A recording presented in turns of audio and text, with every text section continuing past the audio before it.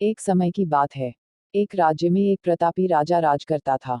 एक दिन उसके दरबार में एक विदेशी आगंतुक आया और उसने राजा को एक सुंदर पत्थर उपहार में दिया। राजा वह पत्थर देख बहुत प्रसन्न हुआ।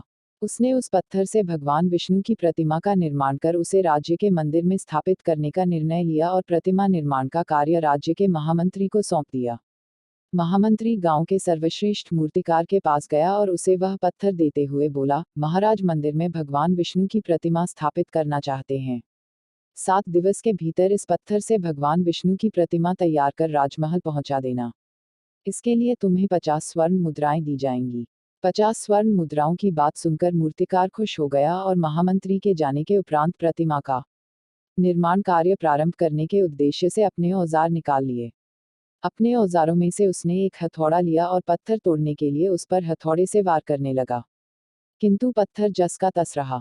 मूर्तिकार ने हथौड़े के कई वार पत्थर पर किए, किंतु पत्थर नहीं टूटा। 50 बार प्रयास करने के उपरांत मूर्तिकार ने अंतिम बार प्रयास करने के उद्देश्य से हथौड़ा उठाया, किंतु यह सोचकर हथौड़े पर प्रहार करने के पूर्व ही उसने हाथ खींच लिया कि जब 50 बार वार करने से पत्थर नहीं टूटा, तो अब क्या टूटेगा।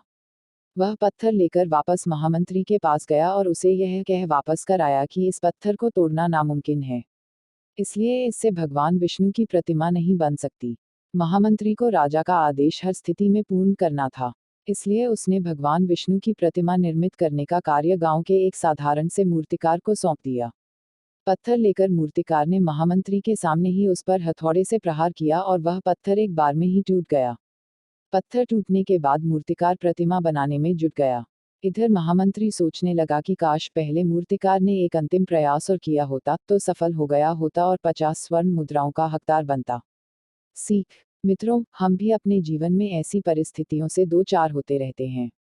कई बार किसी कार्य को करने के पूर्व या किसी समस्या के सामने आने पर उसका निराकरण करने के पूर्व ही हमारा आत्मविश्वास डगमगा जाता है और हम प्रयास किए बिना ही हार मान लेते हैं।